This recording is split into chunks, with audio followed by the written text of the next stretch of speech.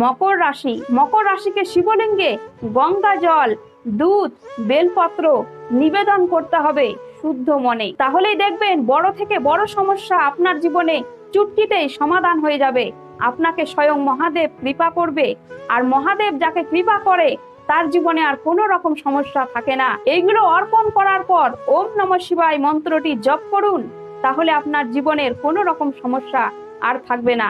কারণ দেবের দেব মহাদেব, কালের কাল মহাকাল। মাথায় রাখবেন, সোমবার করে এই নিয়মটি করার চেষ্টা করুন, তাহলে জীবনের সব সমস্যা থেকে মুক্তি পেয়ে যাবেন। কুম্ভ রাশি। আপনি শিবলিঙ্গে জল অর্পণ করুন, গঙ্গা জল। আর মাথায় রাখবেন, যদি পারেন ভিখারিদেরকে, গরিব দুঃখীকে দান করুন, কারণ কুম্ভ রাশি যদি দান করে তাহলে তার দ্বিগুণ ফল ফিরে পাবেন। এমনকি কুম্ভ রাশির জাতক জাতিকারা ওম নমঃ শিবায় মন্ত্র জপ করে শিবলিঙ্গে প্রতি সোমবার করে এই মন্ত্রটি জপ করে জল অর্পণ করবেন, তাহলে আপনাদের জীবনের সমস্যা সমাধান হয়ে সুখের দিন খুব শীঘ্রই আসবে জীবনে। বৃশ্চিক রাশি। মহাদেব বৃশ্চিক রাশিকে অত্যন্ত পছন্দ করে, অর্থাৎ এই রাশির জাতক জাতিকারা যদি শুদ্ধ মনে মহাদেবের পুজো করতে পারে তাহলে এদেরকে আর জীবনের কোনো দুঃখ কষ্ট নিয়ে চিন্তাই করতে হবে না। মহাদেব সমস্ত সমস্যার সমাধান করে দেবে। কিন্তু এরা বুঝতে পারে না যে কিভাবে বিপদ থেকে উদ্ধার পাবো, আর ভগবানের কাছে শুধু চোখের জল ফেলে, ভগবানকে দোষ দেয়, ভাগ্যকে দোষ দেয়। কিন্তু আপনারা সঠিক রাস্তাটা এখনো খুঁজে পাচ্ছেন না।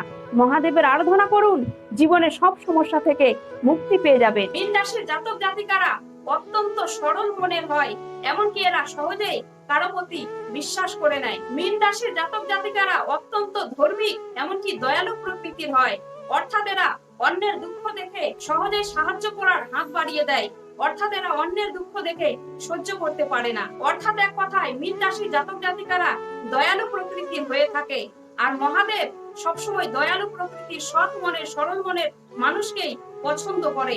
এই জন্য আপনারা মহাদেবের পুজো করবেন, শুদ্ধ মনে করবেন, মনে কোনো রকম প্যাঁচ, কোনো রকম কারো মনে হিংসা নিন্দা কখনোই রাখবেন না। না হলে মহাদেবের পুজো যতই করুন, যতই ফলমূল দিয়ে করুন, কোনো ফল পাবেন না। কারণ মহাদেব শুদ্ধ মনের মানুষকে পছন্দ করে, ডালা ভর্তি ফলমূল না। মীন রাশির জাতক জাতিকারা মহাদেবের কৃপায় কখনো জীবনে ব্যর্থতার মুখে পড়ে না। এমনকি এই রাশির জাতক জাতিকারা একসময় প্রচুর জনপ্রিয়তা লাভ করেন। এই রাশির জাতক জাতিকারা শিবলিঙ্গে ধুতরা ও ভাং অর্পণ করুন। অর্পণ করার সাথে সাথে শিবাষ্টক পাঠ করুন, মন্দিরে বসে কিংবা শিবলিঙ্গের পাশে বসে। শিবাষ্টক পাঠ করলে সমস্ত দুঃখ থেকে আপনারা মুক্তি পাবেন, এমনকি জীবনে প্রচুর জনপ্রিয়তা লাভ করবেন, প্রচুর সফলতা অর্জন করবেন। আপনাদের জীবন বদলে যাবে মহাদেবের কৃপায়। তুলা রাশি। তুলা রাশির জাতক জাতিকাদেরকে ভগবান শিব অত্যন্ত পছন্দ করে।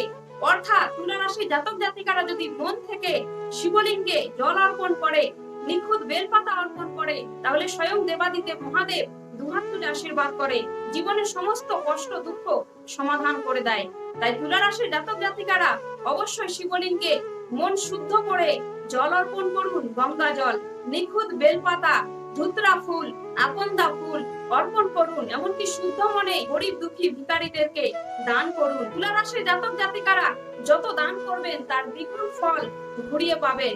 এমনকি তুলা রাশির জাতক জাতিকারা যদি ভালো ফল দান করে, ভালো জিনিস দান করে, তাহলে তাদের সন্তান মনের মতো হয় মহাদেবের কৃপায়। মেষ রাশির জাতক জাতিকাদেরকে ভগবান শিব অত্যন্ত পছন্দ করে। মেষ রাশির জাতক জাতিকারা শিবলিঙ্গে জল অর্পণ করবেন, এমনকি বেলি ফুল অর্পণ করবেন শিবলিঙ্গে।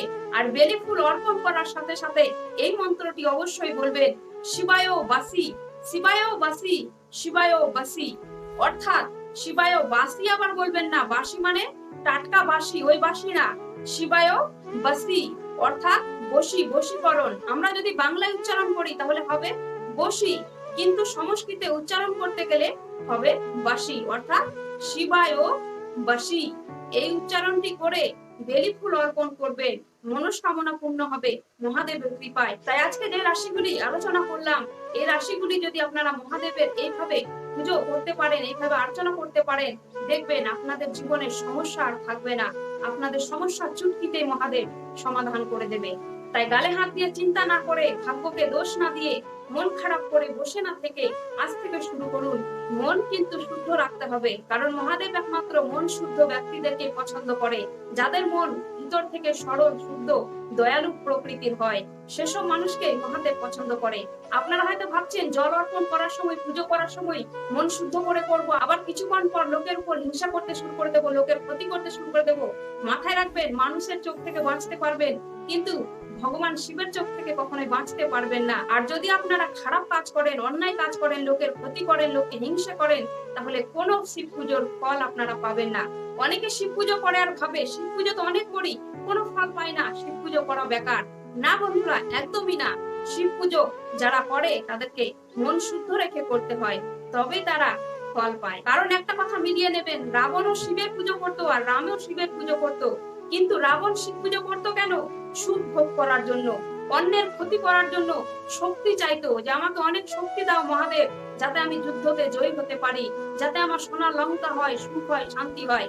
আর সেই কারণে রাবণ ধ্বংস হয়ে গেল। আর রামের মনে কোনো রকম লোভ ছিল না, সে বিনা স্বার্থে মহাদেবের পুজো করতেন, আর তাই তার অবশ্যই জয় হলো।